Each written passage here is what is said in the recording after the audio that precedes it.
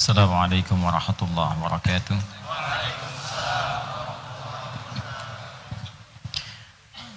Alhamdulillah. Wassalatu wassalamu ala rasulillah wa ala alihi wa sahbihi wa man wala wa ba'd. Fa ya ibadallah, usi nafsi wa iyyakum bitaqwallahi faqad fazal muttaqun. Fala tamutunna illa wa antum muslimun.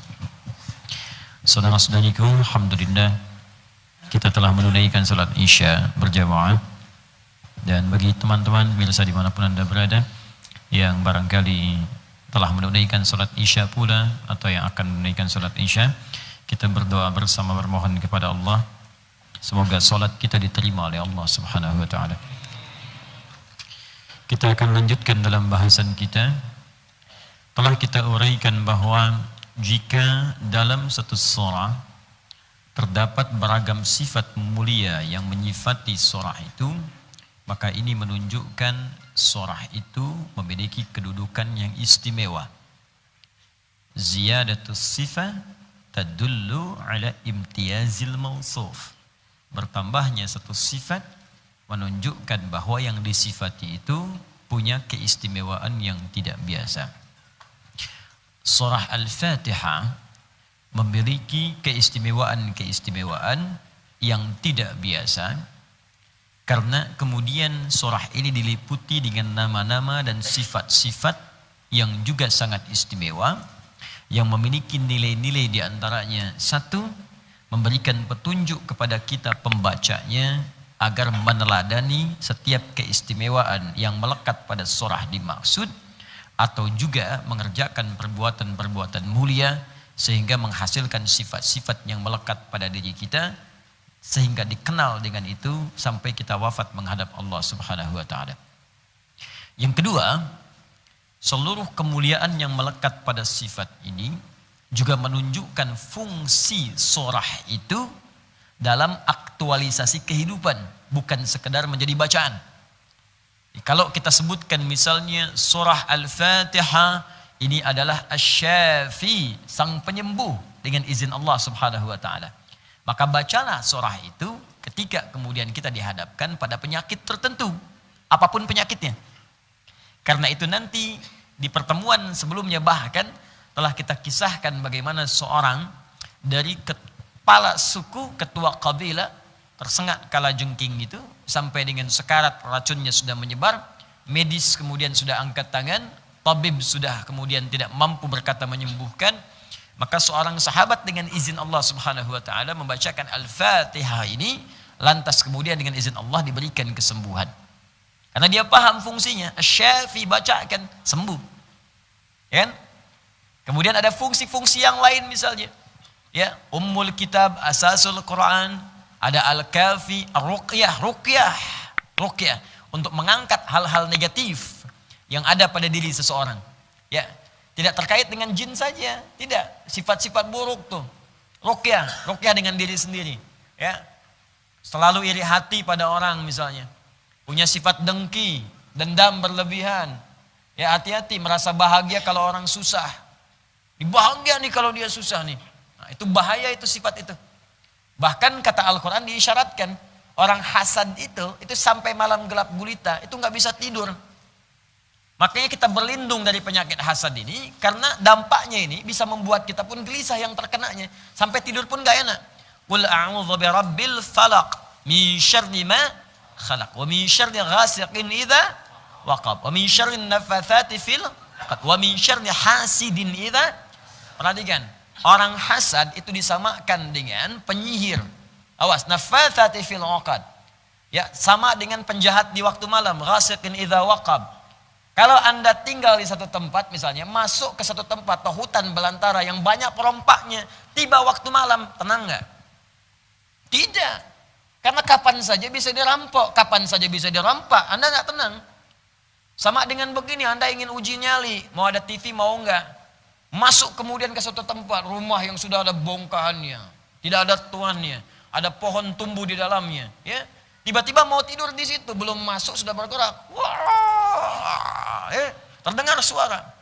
Apalagi jelas terdengar balik siap katanya kan. Oh, pulang, dan sebagainya. Ada suara terdengar, pulang, ya kan? Baik, mau tidur di situ tenang nggak? Tidak. Naffatsati fil 'uqad, ghasiqin idza waqab. Sama orang hasad juga begitu. Hati-hati. Kalau antum hasad, baik yang dihasadi atau yang hasad tuh nggak bisa tenang. Bahkan mau tidur pun masih mikirkan orang yang dihasadi. Capek hidupnya. Dalam mimpi pun masih ke bawah juga. Gara-gara dia dibeli kulkas dalam tidur, Anda bayangkan. Masih ke bawah, hidupnya nggak enak. Wa min syarri hasidin idza hasad. Nah, kalau ada penyakit seperti itu, riya ka, iri hati ka, dengki ka, sum'ah ka, ruqyah. Apa di antara alat ruqyah? Bukan cuma yang kul ats-tsalatsa, al-mu'awwadz ats-tsalaats. Ya qul a'udzu birabbil falaq, qul a'udzu birabbin nas, sebelum keduanya qul huwallahu ahad. Selain 3 surah itu Al-Fatihah. Karena itu Al-Fatihah disebut dengan surah Ar-Ruqyah. Ruqyah pertama Al-Fatihah, sebelum yang lain. Maka praktekkan. Ini bukan sekedar dibaca kemudian dalam sholat, betul dibaca jadi rukun. Kenapa Allah tempatkan rukun itu? Supaya membiasakan diri kita. Makanya orang sehat itu jiwanya pun sehat. Orang sholat jiwanya sehat, pikirannya sehat. Karena tiap hari dia meruqyah dirinya 17 kali dalam sehari. Makanya kalau ada orang sholat, masih iri hati, masih dengki, masih dendam, masih hasad, pasti ada yang salah dengan sholatnya. 17 kali. Ini ada gelas nih kotor, dibersihkan 17 kali, masih kotor juga. Ini bagaimana cara membersihkannya? Mungkin dia mengelap pakai lap yang sudah ada olinya, jadi kotor juga. Sama juga sholatnya tidak benar. Jadi kalau orang 17 kali ruqyah dengan Al-Fatihah, kan Al-Fatihah kan sehari 17 kali bagi seorang muslim. Baligh, berakal. 17 kali.